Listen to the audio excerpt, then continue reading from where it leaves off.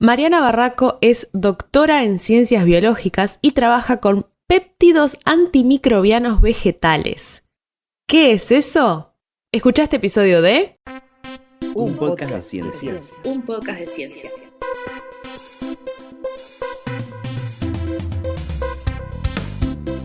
Hola, gracias por escuchar un podcast de ciencia. Yo soy Soledad Machado, soy comunicadora científica y te hablo desde Montevideo, Uruguay.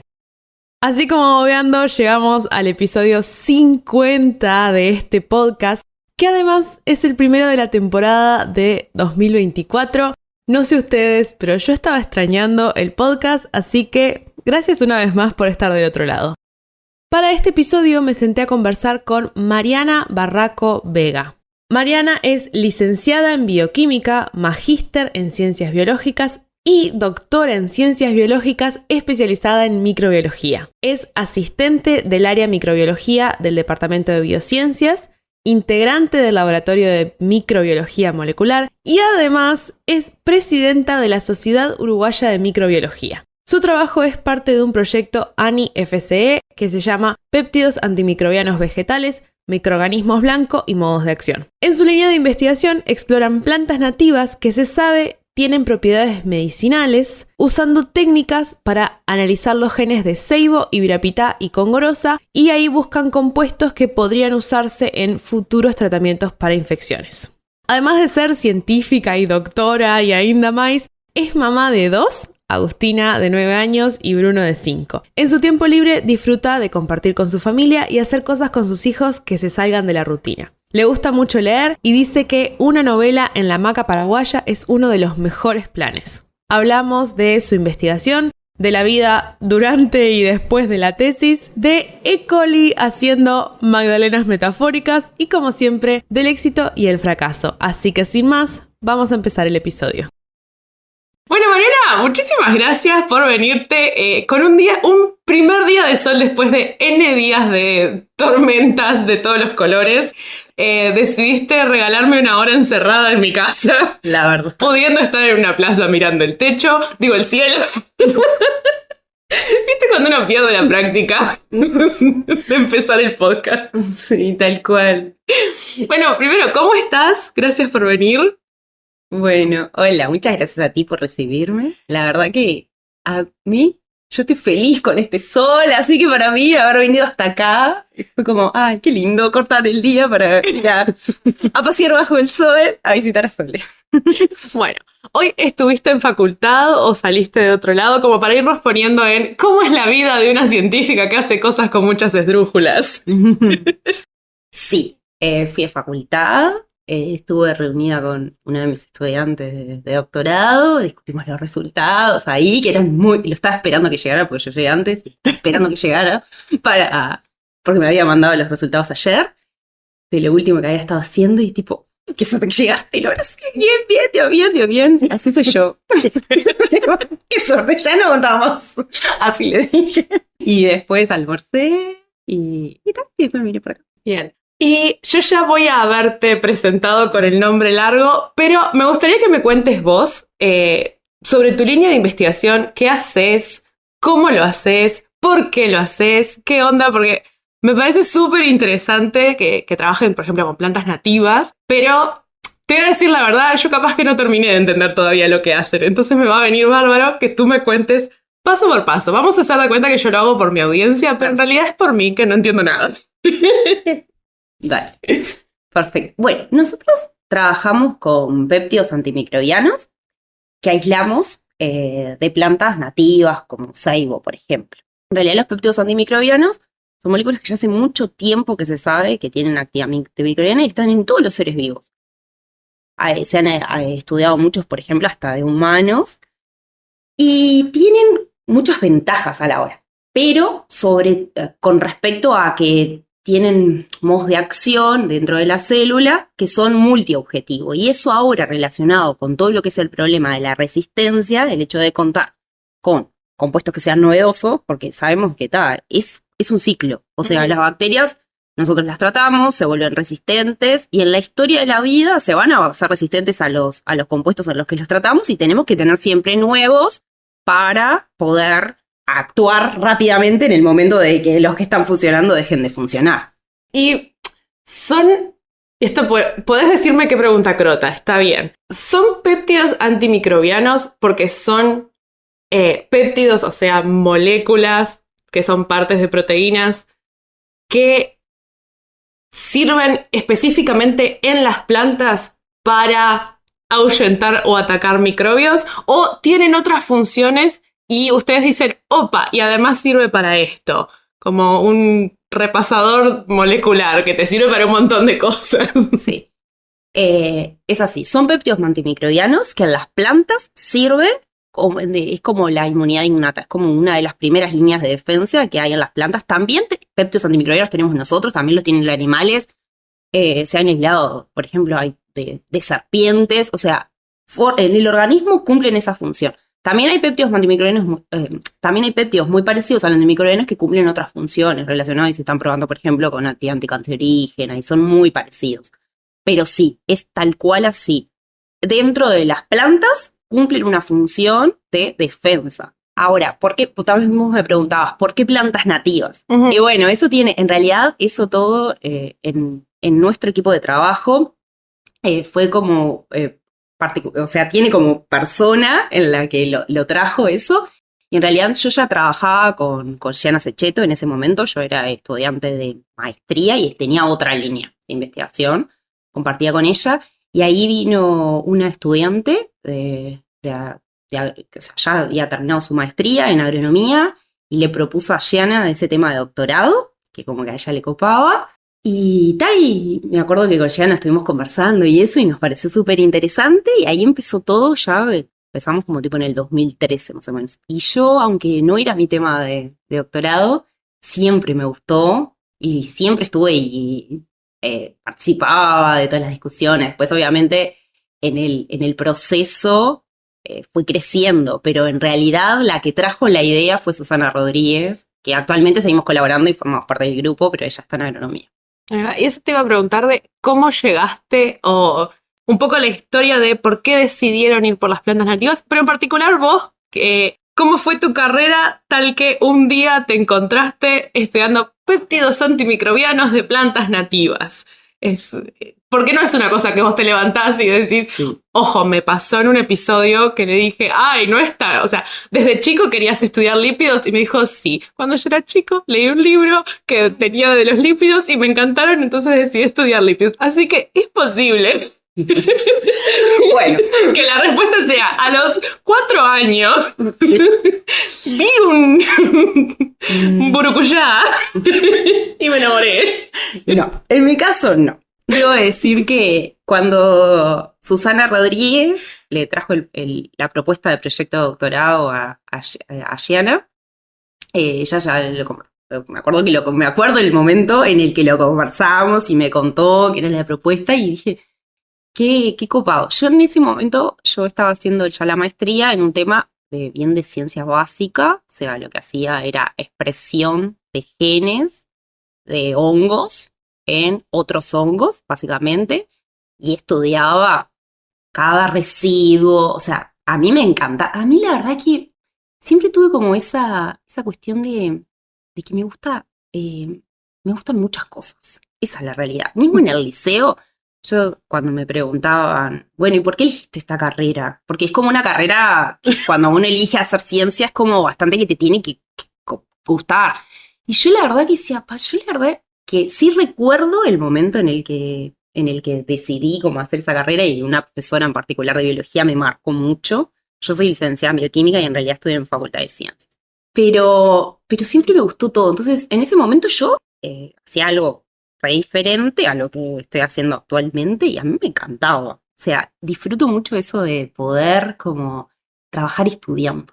Siempre me gustó estudiar, y como que el hecho de poder trabajar y tener que estudiar para trabajar, a mí me encanta. O sea, no podría ser algo como rutinario que dijera, no, eso me encanta. Y bueno, y cuando ella le trajo el tema, me acuerdo que después cuando la conocí y todo, tipo, nos llevamos re bien desde el primer momento. Y bueno, pero sí pasó algo loco de que cuando yo, después defendí mi maestría, yo quise hacer el doctorado, yo le propuse a Gianna Cecchetto que que yo quería hacer el doctorado en algo de ese tema. Y en el momento fue tipo, ay, bueno, sí, podría ser, pero cosas de la vida, y entre ellas incluida la Ani, al que le tengo que agradecer muchas cosas, porque la verdad que siempre tuve beca, o sea, tuve beca de iniciación, después tuve beca de maestría. En ese momento la Ani, cuando yo le propuse esto, ya me había financiado un proyecto a mí como investigadora responsable en el tema de continuación de mi maestría. Entonces, claro, en el momento eso se sumó a que yo también tenía cuando yo defendí la maestría tenía una bebé, había sido mamá por primera vez. ¡Wow! Y tenía 6 meses mi bebé. Entonces, claro, conversándole con Jeana fue tipo, bueno, pero claro, tenés una nena chiquita, capaz que conveniente que hagas el doctorado en algo que en este proyecto que ya está en marcha, que es como la continuación, va a ser mucho más fácil que vos hagas el doctorado en algo de lo que ya estás, a que te cambies de tema, igual siempre vas a estar vinculada a este tema. Claro, para nuevo ya tenés una bebé. ¡Claro! No inventes. Fue tal cual así. Y bueno, yo con Jenna siempre tuve una relación obviamente ahora más que más, porque nos conocemos hace años, la verdad que tengo la confianza, creo que casi la misma que tengo con mi madre, o sea, le digo, y ella me puede decir a mí, y también hay veces medio que nos peleamos un poquito, con las caritas y tal, y después todo sigue bien. Y claro, pero en ese momento, o sea, claro, fue súper sabio lo que me dijo, yo estaba de que tenía como los genes ahí medios, no sé, activados, y al final seguí por ese camino. Y terminé haciendo el doctorado de vuelta en otro tema que me separaba. Lo que a mí no me gustó de eso era que, claro, como que todo nuestro grupo estaba en el tema de esto, de los antimicrobianos, las plantas nativas, y yo era como siempre la que estaba sola estudiando otra cosa. Pero en ese momento es verdad que me ayudó porque haber hecho todo el doctorado. Además, en el correr de mi doctorado, yo tuve un segundo hijo. No. ¡Qué voluntad! Yo apenas puedo con el hijo que es el doctorado. Sí, entonces la realidad es que, bueno, obviamente que me tomó un poco más de tiempo porque tenía 2 hijos, pero haberlo hecho en el mismo tema sí que ayudó. Y después tuve beca de doctorado también de la ANI, pero por eso yo a veces digo que la ANI a veces marcó mi camino, porque capaz que si yo no hubiera tenido ese proyecto, hubiera sido, bueno, empecemos como desde cero, más allá de los hijos también que obviamente marcan el camino. Tranqui, doctorado e hijos al mismo tiempo. ¡Wow! Bueno, y eventualmente dejaste ese otro, que ni siquiera me lo nombraste, no me dijiste ni qué hiciste, porque no importa, porque ahora estás donde finalmente querés estar. Tal cual. Es más, debo decir que todavía tengo un paper ahí que tengo que escribirlo, el doctorado, y me está costando mucho porque yo este tema lo disfruto ahora. Sí, es como que leo papers y digo, tendría que estar escribiendo mi paper de los resultados del doctorado que no lo puedo seguir pateando. Y es tipo, ay, está ahí, y es como, ay, bueno, tengo que hacerlo. Y esto es tipo, sí. Pero te tira más lo otro. Sí, tal cual. Bueno, entonces, ahora sí llegamos a que terminaste el doctorado en otro tema y ahí finalmente dijiste, yo soy doctora y madre de 2 personas. ¿Puedo, por favor, pasar a estudiar los péptidos antimicrobianos? Y ahí Jana te dijo que sí, supongo. Sí. No, sí, ya me estaba esperando. Ay, ya me estaba esperando. Ya me tenía como todo, toma, dale. No, igual debo decir que yo, antes, en el correr de eso, yo participaba mucho y colaboraba y ya estaba metida como en la temática. Eso fue como previo. Que a veces también me pasaba mismo con Jenna, que a veces planteábamos algo y yo decía, pero como que sentía que no me daba el tiempo, como que no le daba la dedicación, y muchas veces postergaba las cosas de mi doctorado en el medio de mi doctorado para hacer cosas de este tema. Y bueno, porque había que sacar una publicación y yo metía las manos ahí, me quedaba como con una partecita, decía, bueno, esto es lo que te toca a ti. Y capaz que a veces decía, bueno, me tendría que estar concentrando para defender en la fecha, pero lo disfruté en su momento cuando tenía que meterme. Pero después del doctorado sí pude decir ser feliz y decir, me dedico 100% a esto. Digo 100% porque el porcentaje que tendría que dedicar a escribir el artículo no lo estoy haciendo, o sea que 100%. Y sí, y me gusta mucho lo que estoy haciendo. La verdad que... Y está lindo eso de que podamos, seguimos colaborando con Susana, que fue la que integró, y también como con el rol que tengo, porque si bien yo tengo, en facultad tengo un grado 2, o sea, un cargo de asistente, que en teoría es un cargo que bueno, que tiene mucha dependencia, yo tengo mucha libertad, Yana me da mucha libertad en cuanto a las ideas, en cuanto al desempeño que tengo cotidianamente, y lo disfruto mucho, el hecho de tener estudiantes, de plantear, discutir. Es más, me dicen, ¡ay, más estudiantes, más estudiantes! No, o sea, siempre que los pueda manejar, o sea, me gusta estar con ellos y enseñarles, y como ese despertar que tienen, que también uno lo vive en las clases, pero mismo en la investigación, cuando es el tema que a uno le gusta, y cuando vos les ves como la cara de, ¡ay, pa, qué bueno esto que me estás contando! Es como que para mí es como, ¡ay, qué bueno que elegí estudiar esto! Ahí es cuando lo digo realmente. Sí. Qué bien. Y bueno, ahora que finalmente estás en esto, me gustaría que nos cuentes un poco específicamente sobre esta línea de investigación. ¿Cómo surgió? ¿Cuál es la pregunta? Porque claro, cada vez que tenés una pregunta en ciencia y haces un experimento, te surgen 15 preguntas más y vas yendo por distintos caminos. ¿En qué están actualmente? ¿Si tienen algún resultado? ¿Para dónde quieren ir? Porque claramente hay pasión acá y me encanta. Sí, tal cual, tal cual. Bueno, como decía, esto empezó y al principio, o sea, es como algo fue bien básico. Decir, bueno, está estas plantas, que eso era cuando estaba al principio Susana Rodríguez, cuando recién empezó. Bueno, estas plantas, y empezamos todo a querer analizar por distintas estrategias que estaban muy trancadas, y al final se fue por la estrategia de analizar el transcriptoma de esas plantas. Entonces, hacer el transcriptoma es, vos a partir de la planta, lo que haces en realidad son distintas partes de la planta también. Nosotros trabajamos con flor, con hojas y con semillas de la planta que las dejábamos germinar, así como germinadores. Como la escuela. Sí, como la escuela, tal cual. Después lo que hacemos es el brotecito ese. Eso es lo que tratamos. Entonces, a partir de ahí, extraemos el ARN, que ahí fue... Eso, yo lo recuerdo, fue la primera participación que tuve en el tema directamente, porque yo tenía mucha experiencia en ARN, porque había trabajado previamente, y el ARN siempre tiene, en los laboratorios es como más, todo el mundo le tiene como más miedo, porque tiene como sus precauciones extra, a diferencia del ADN, que es como que todo el mundo... Claro, el ARN es medio una molécula que la mirás fijo y se desintegra y no puede con la vida, lo cual hace un poco gracioso todas las cosas que hablaban cuando estaban saliendo las vacunas de ARN mensajero, que decían, no, que te va a afectar, que te va a cambiar, que te va a no sé qué. Y vos decís, no, el ARN a veces no se lleva bien con el agua. Sí, tal cual. Si está demasiado ácido, demasiado básica o muy, ya no aguanta nada. Tal cual. Tal cual, entonces yo era como, yo cuando empecé el laboratorio, ya casi que cuando recién empecé, cuando hice mi pasantía para hacer la tesina de final de carrera, yo ya trabajé con ARN, entonces es como que no sé si fue medio como la inconsciencia de la inmadurez o qué, pero yo nunca le tuve miedo, y como está, fue lo que me mostraron al principio. Y pila de gente vino a que yo era... Se empezaba y después le enseñé a pila de gente dentro del laboratorio y todo, era como la experta en ARN y siempre fui yo en el laboratorio. Entonces cuando nosotros tocó trabajar en nuestro grupo con ARN, era yo la que tenía que poner manos, entonces ahí me acuerdo que nos pusimos con Susana y todo y vimos cómo lo hacíamos.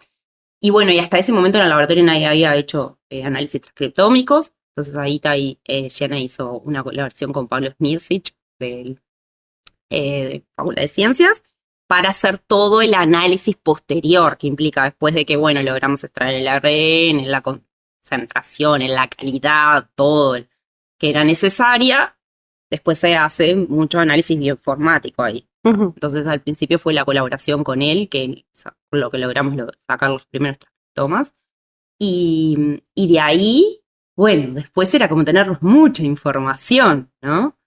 De distintos péptidos que teníamos. Bueno, ahí, la estrategia que utilizamos más allá de que, bueno, uno tiene siempre alguna preferencia u otro, bueno, el primer transcriptoma que salió fue de Seibo, que fue medio como una casualidad, porque en realidad en los proyectos que estaban en curso no estaba la planta de Seibo, era otra planta, la Ibirapitá y Congorosa, que son dos plantas también de nuestra flora nativa, y la de Seibo, que tiene como nuestra favorita ahora, porque fue como la primera, como la que primera se logró publicar y todo, también por ser la flor nacional tiene como su encanto. ¡Claro!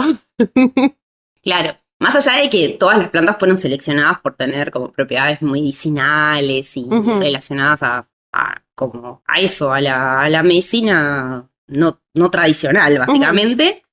Como que algunas son más complicadas y otras, y la extracción de ARN de esas otras dos plantas que estábamos trabajando se estaba complicando, y Susana ahí dijo, bueno, justo tengo estas semillas que tengo, vamos a probarlo, no sé qué, y fue como medio por casualidad y eso. Y lo trajo, y salió, y el tío estaba divino, entonces, bueno, se salió con Seibo. Y ahí, bueno, el siguiente paso, que es como nosotros trabajamos en la forma de rutina, porque, a ver, se puede hacer producción de péptidos desde el punto de vista vegetal, hay mucha gente que trabaja con eso, pero tiene muchas desventajas complicadas bueno, sobre todo relacionadas a la purificación luego. Entonces una estrategia es hacerlas recombinantes. Entonces lo que nosotros hacemos es, luego que sacamos de transcriptoma la información de secuencia, ¿tá?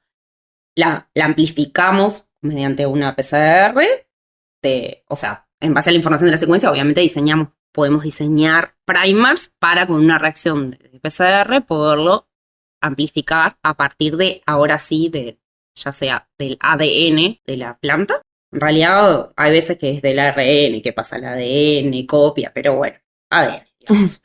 Y después lo expresamos recombinante, entonces para eso tenemos que hacer todo, tecnologías, o sea, básicamente biología molecular, de lo que es la tecnología de recombinante, o sea, ingeniería genética, para hacer que ese gen de la planta se exprese en una proteína, en una bacteria, que elegimos Escherichia coli, que es como la típica, la más fácil. Ahí va.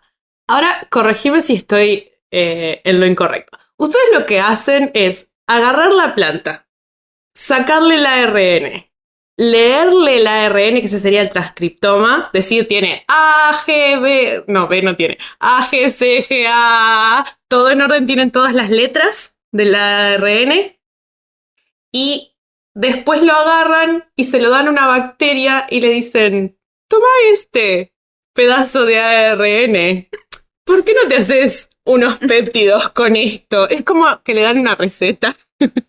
Que o sea, agarraron el recetario de la planta, sacaron una receta para un péptido en particular y se lo dieron a una Escherichia coli, y la Escherichia coli dice, ok, te hago una magdalena, pero no es una magdalena, es un péptido. Es tal cual. Me encantó.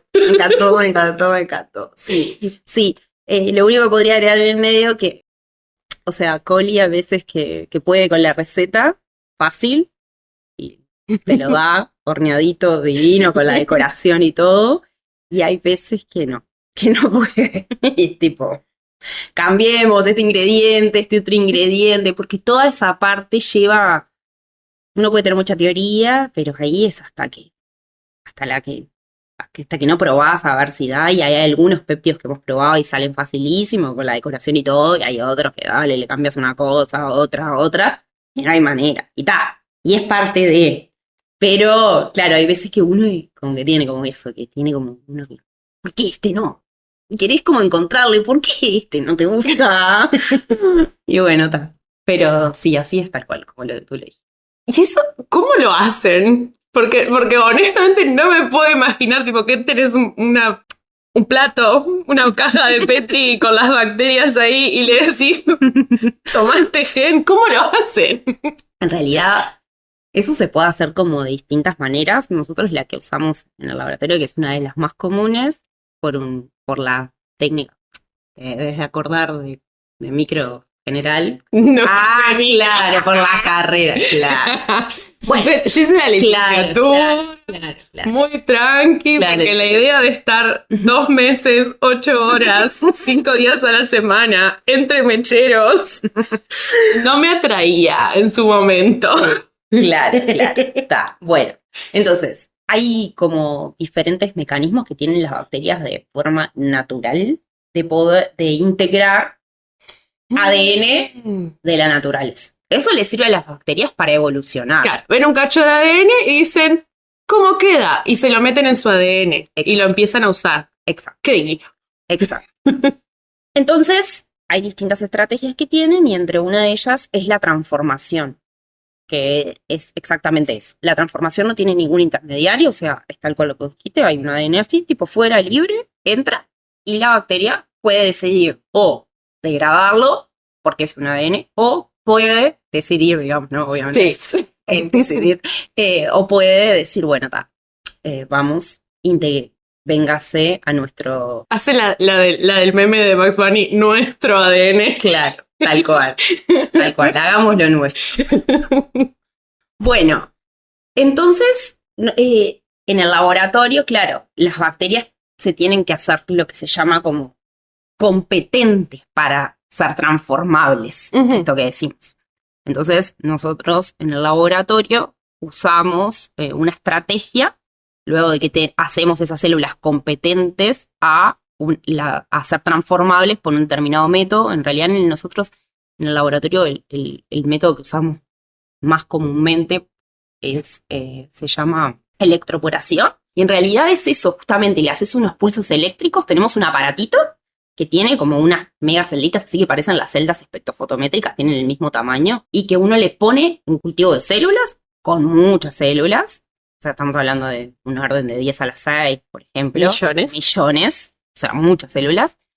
Y ahí lo pones en ese aparatito, primero juntas las células con el ADN que vos querés que ingrese, ¿está? Entonces lo pones en ese aparatito y eso lo que hace es un pulso eléctrico, que lo que hace es debilitar la membrana por ese pulso eléctrico que genera, o sea, que la membrana siempre tiene cargada positivamente, negativamente, genera como poritos. Ajá. Entonces, así, en esos poritos que se forman, es que puede ingresar ese ADN que vos le pusiste al lado, de la misma celda. Después lo que haces es tenés que sacarlo muy rápido, eso se tiene que hacer rápido, y agregarle un medio de cultivo que permita regenerar esa membrana. Claro. De forma de que no se termine muriendo, porque si la dejas abierta, ya claro, está. Me agujereaste la membrana, no cerraste, problema serio, se te muere la bacteria. Ok.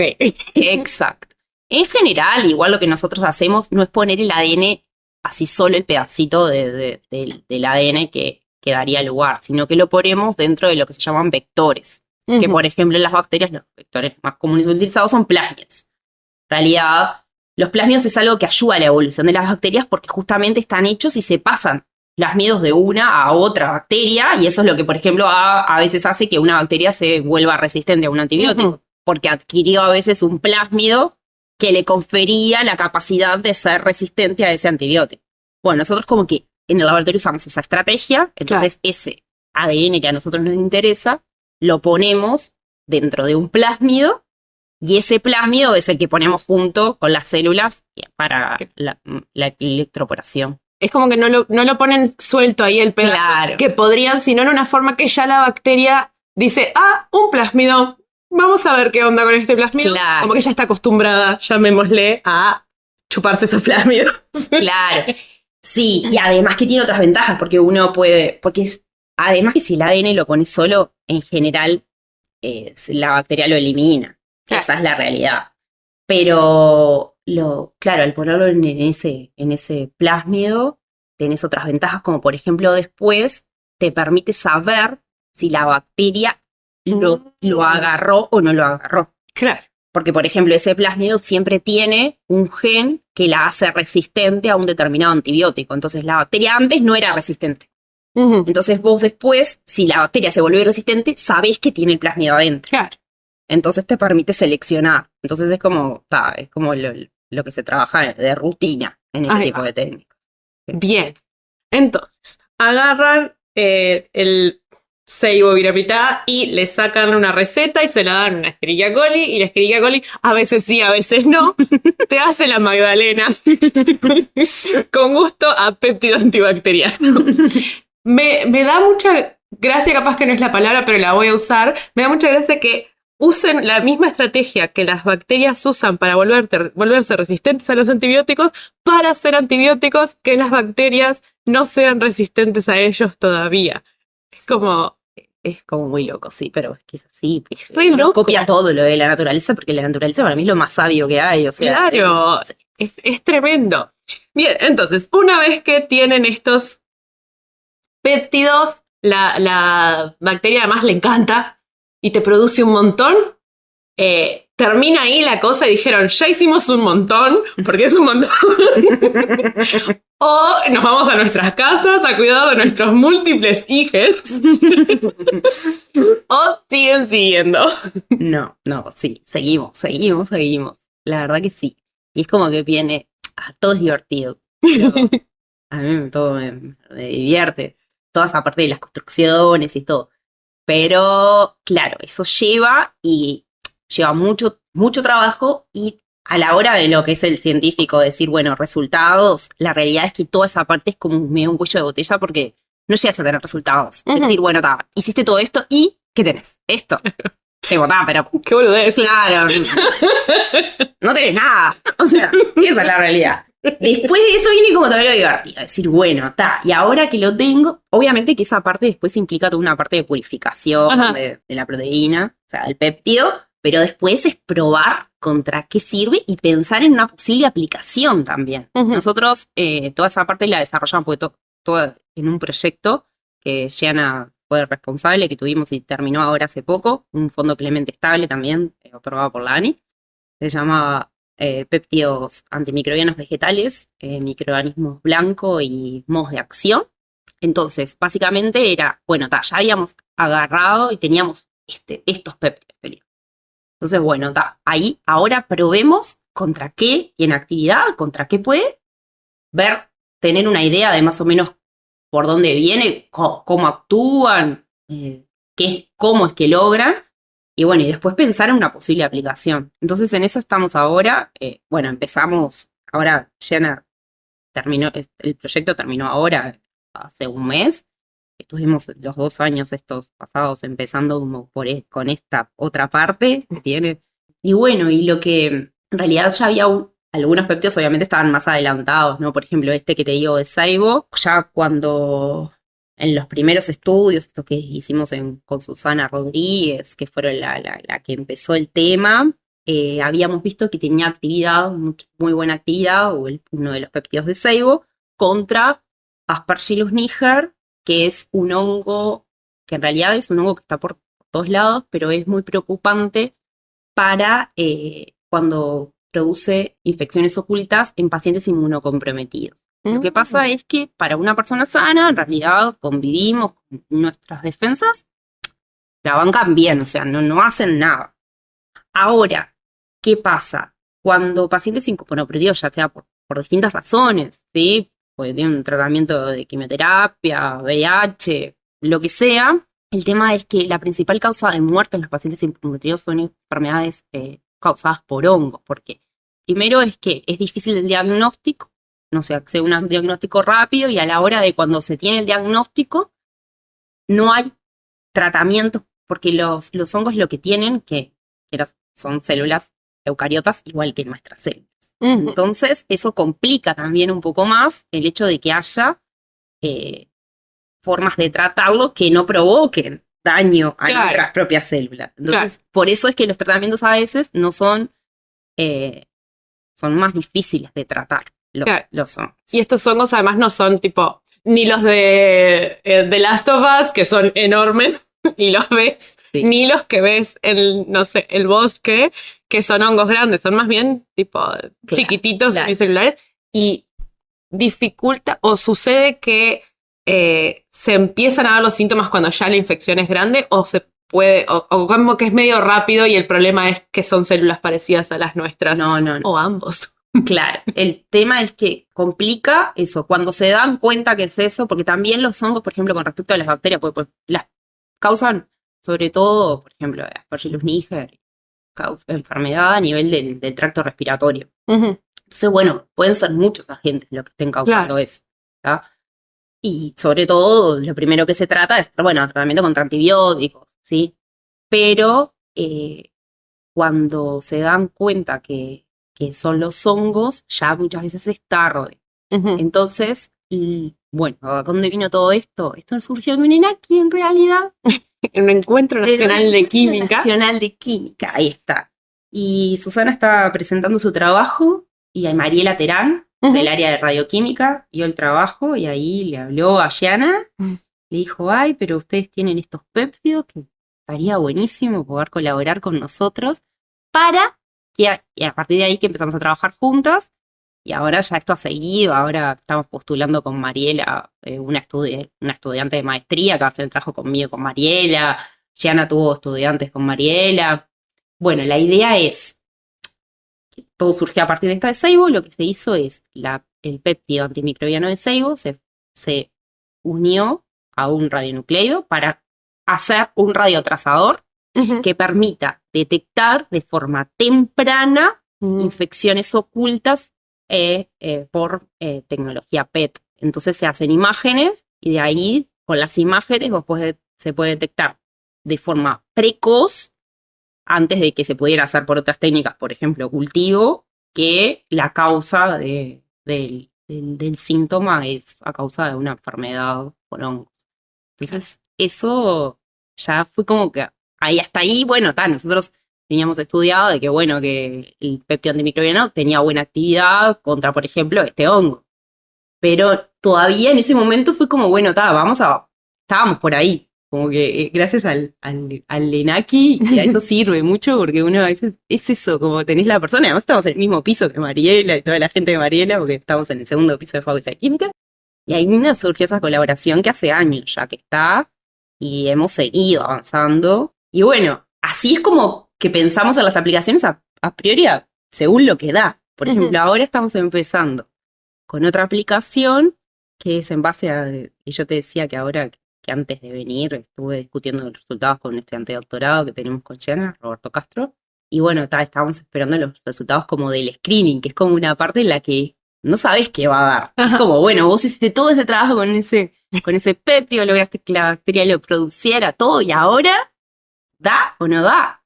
¿Da contra algo? ¿Tiene actividad contra algo? ¿No tiene actividad contra nada? Es como, bueno, uno tiene muchas hipótesis, pero después igual es gracioso porque siempre hay como favoritos. Y uno dice, pero este es mi favorito es el mío, este es el tuyo.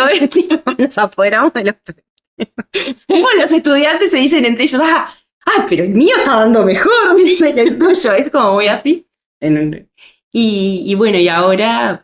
Estaba discutiendo recién con Roberto y estábamos re contentos porque había dado actividad contra 2 hongos que son Botrytis cinerea y Penicillium expansum, que en realidad, ¿por qué? Porque teníamos en miras una aplicación de que hace ya tiempo que queremos estudiar, sobre todo en colaboración con Eloísa Arrarte y Silvana Vero, que ella hizo todo su doctorado estudiando, en realidad ella estudió bacterias, levaduras que pueden proteger a de las enfermedades por hongos cuando se cultivan manzanas por tiempo dentro de cámaras. Entonces la idea ahora es, bueno, en ese caso ella usaba estrategias de biocontrol, pero la idea ahora es como nuestros péptidos podrían ser como un antifúngico natural, o sea, sin que ser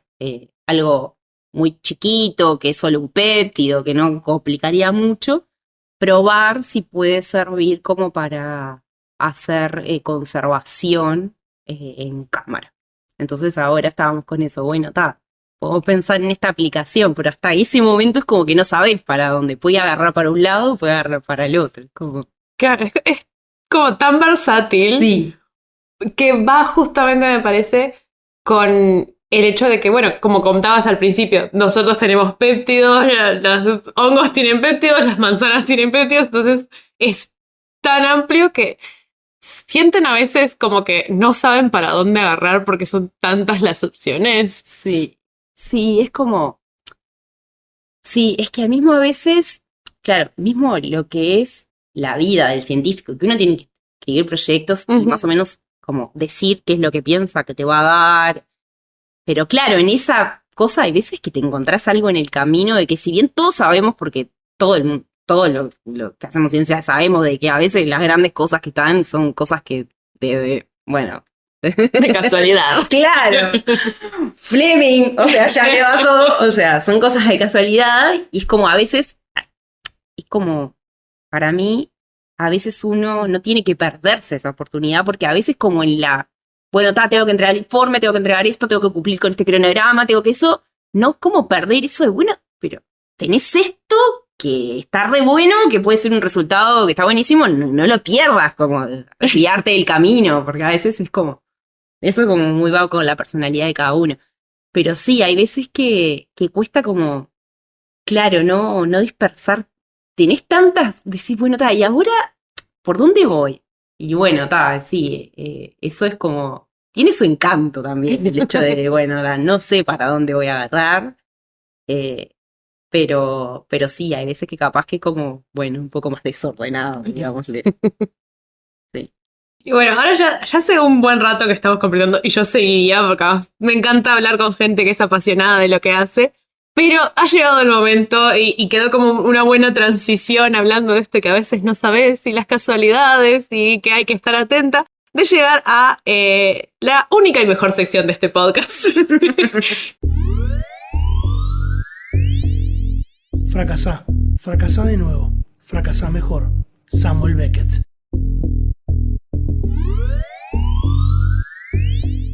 Que es esta exploración del éxito y el fracaso que vengo haciendo desde hace años ya. Y me gustaría empezar hablando del fracaso porque muchas veces cosas que en su momento pensamos, esto es un fracaso, después con el tiempo, con perspectiva o con alguna pieza más, terminan convirtiéndose o en un aprendizaje o en algo que no fue tan malo o sabemos que este camino no es. Y hay como toda esa cosa de, no, el fracaso hay que evitarlo porque si fracasas sos un fracasado. Y la ciencia es medio que exactamente lo contrario. O sea, fracasas un montón y en algún momento fracasas un poquito menos. Y fracasas mejor y después vas al ENAC y vas a un congreso y decís, mira, esto es lo que salió.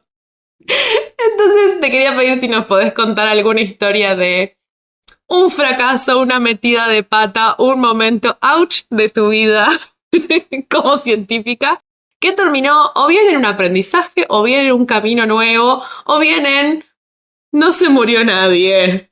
Dejémoslo ahí. Sí.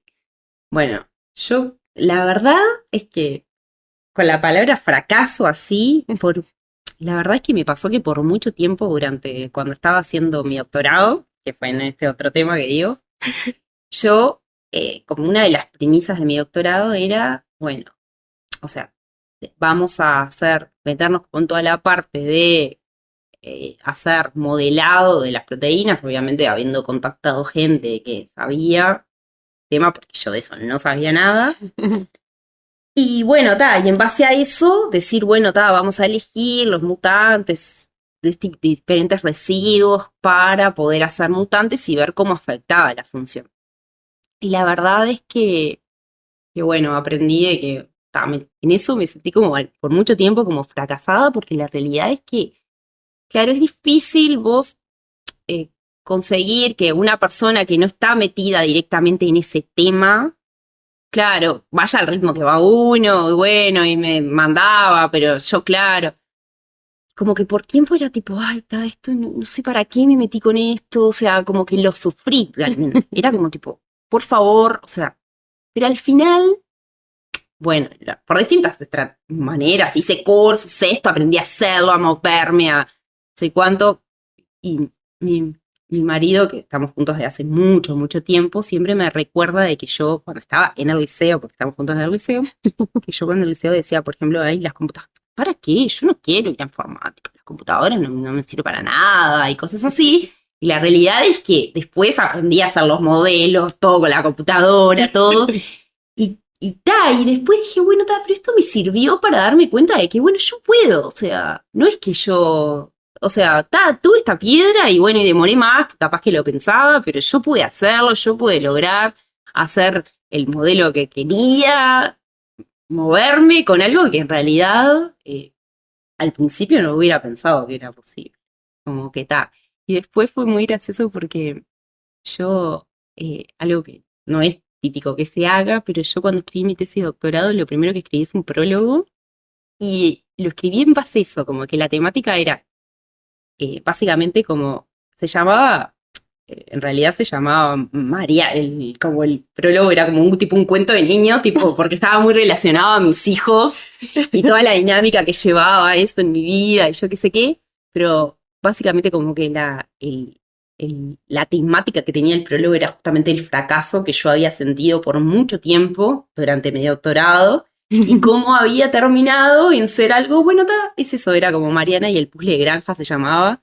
Y tipo sí, sí, se llama así, y tipo era como, tenía como esas piezas del puzzle que no sabía armar, y tipo, y era como una frustración para mí, porque el puzzle no armaba y no sabía cómo iba a hacerlo. Hasta que en un momento de mi doctorado me di cuenta de que, bueno, habían algunas piezas del puzzle que sí podía armar, y que eso me daba mucha información, y aunque no tuviera todo el puzzle armado, yo podía sentirme feliz de que había podido avanzar en eso, y que, bueno, en algún momento otros descubrimientos iban a hacer que ese puzzle se terminara de armar, o no, pero no tenía que quedarme infeliz y sentirme una fracasada porque todo el puzzle no se estuviera armado. Y básicamente fue eso. Me gusta que hayas canalizado esa frustración a través del arte. Sí, tal cual. Igual en el prólogo yo decía, ¿por qué el puzzle y por qué el cuento? Y era ahí relacionado con mis hijos, porque en ese momento mi hijo había desarrollado, el más chico, que tenía 2 años ahí, había desarrollado con el momento que yo estaba escribiendo, había desarrollado fascinación por los puzzles y armaba puzzles todo el tiempo. Y ahí en un momento en el que yo estaba armando puzzles con él. Estaban todos armando puzzles. Y mi hija, la mayor, Agustina, se le había dado por los cuentos. Y tipo, me ponía, tipo, que ella escribía cuentos y yo tenía que pasar a la computadora, y hacía como la edición, le pegaba imágenes, yo qué sé qué. Yo quiero, o sea, necesitaba como la manera de expresar eso, esa transición que había experimentado en todos los años del doctorado. Sí, como si pasara tu vida mientras haces el doctorado, una cosa así. Que tenía como la necesidad de que quedara plasmado. ¡Ay, me encanta! Entonces como que en un momento, no sé, pero estaba como armando como el puzzle y dije, esta es la manera en la que yo voy a expresar todo esto, sin que sea una cosa de, bueno, no sé, mi diario íntimo. Y ahí es donde la gente de la ANI dijo, vamos a invertir en psicólogos para esta gente. Sí, tal cual. ¿Acceso a la salud mental? Tal cual. Sí, ese es todo un tema. ¿Verdad que sí? Todo un tema. Todo un tema es el otro podcast. Sí, tal cual. Ya te estoy haciendo la propaganda. Y bueno, para cerrar, cuando yo creé esta estructura, pensé que las historias de fracaso iban a ser medio bajón y que después íbamos a tener que hablar del éxito como para levantar, pero generalmente no sucede. Pero de todas maneras me gusta también hablar de los éxitos porque, irónicamente, no hablamos mucho de nuestros fracasos, no compartimos cuando nos sentimos trancados porque nos da a veces vergüenza, pero a veces tampoco hablamos de nuestros éxitos porque también nos da vergüenza, entonces quedamos en una cosa ahí de, y bueno, acá remando, sí, no sé qué. O por lo menos en los círculos donde yo me muevo no se habla mucho de los éxitos. Entonces me gustaría que para ver el otro lado de esta moneda, o este icosaedro de la vida, que nos cuentes alguna historia de éxito, ya sea el primer momento en el que vos te sentiste científica, algún momento así como eureka, lo que yo llamo el momento mamá llegué, o cómo te imaginás que sería eso, hacia qué éxito estás trabajando hacia el futuro. Bueno, tal cual. Cuando vos decías eso, a mí la verdad que pasa que a veces es como más fácil eso, escuchar hablar de los fracasos, como que los fracasos en el laboratorio mismo la dinámica que se da es como que todo el mundo te cuenta fracaso, fracaso, fracaso, y a veces como que hay que fomentar, decir, bueno, el éxito también hay que compartirlo, tal cual. Pero como que yo cuando llegué acá y ya pensaba, yo ya sabía cuál era el fracaso que iba a decir, pero el éxito no sabía cuál iba a decir y ahora lo estoy diciendo. Paréntesis, persona que tiene un doctorado, familia, trabajo, estudiantes, va contenta al laboratorio. Claro, sí, yo sé pero como que pensar es como que no sé, como que decir, bueno, pero así, relacionada a la ciencia, porque obviamente yo la verdad que, o sea, ser madre de 2 hijos, yo siempre eso lo considero como mi mayor triunfo, pero porque además yo siempre quise ser mamá, más allá de todo, era como que yo era chica y siempre quería como ser mamá, y poder igual haberme desarrollado, que no es fácil, además yo fui mamá muy joven para la época de ahora, y era como algo que toda la gente le llama la atención, porque yo en realidad mi primera nena la tuve a los 27, embarazo adolescente, básicamente. Claro, era muy joven y haber podido hacer mi doctorado igual, teniendo una nena y todo, es un éxito para mí, sin lugar a dudas. Pero para no hablar de eso, para no ser todo lo relacionado a la maternidad, voy a decir que la verdad que me sentí como reconocida o eso ahora cuando para el Día de la Ciencia, de la Mujer y la Ciencia y la Tecnología, ahora en Facultad de Química, hicieron una selección de investigadoras científicas que tuvieran distintos reconocimientos por distintas cosas, y a mí en el departamento de biociencias me eligieron a mí, y sí, pusieron un póster ahí, y la verdad que eso es como un momento que creo que nunca me lo voy a olvidar, porque la verdad que es como, una distinción que te hacen, un reconocimiento, más allá de ir a ver el póster que me daba un poco de vergüenza. Y ahora en el MAM, en el mercado agrícola, es como decir, es como un momento lindo, es como un mimito al alma que te hace desde el punto de vista científico, de decir, a veces eso, no es todo fracaso y hay momentos de éxito que hay que guardarlos y acordárselos, tal cual. Me encanta. Bueno, Mariana, muchísimas gracias por acompañarme todo este rato, regalarme todo este tiempo. Y si alguien decide que el sueño de su vida es hacer magdalenas de proteína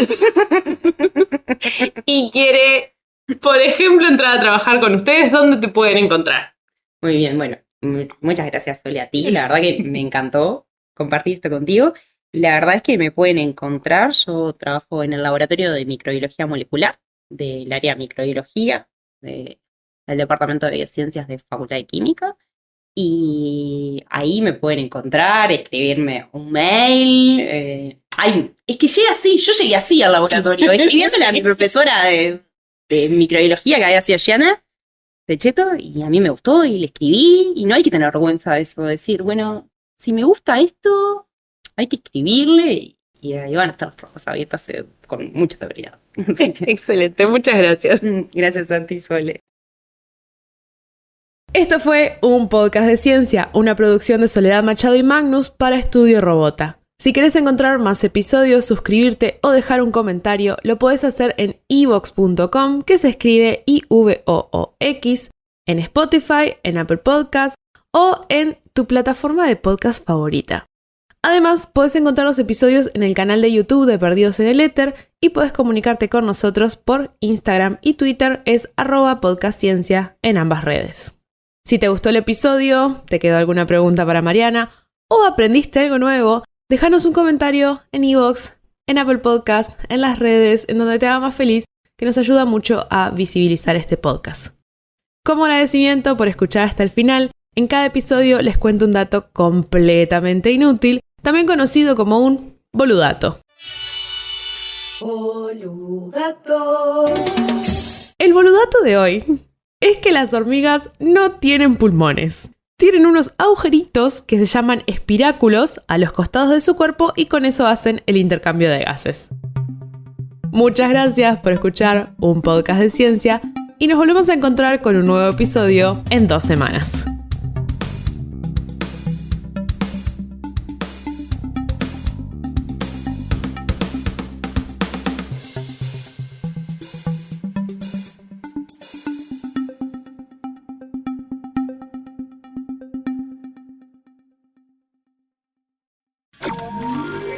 Studio Roboto.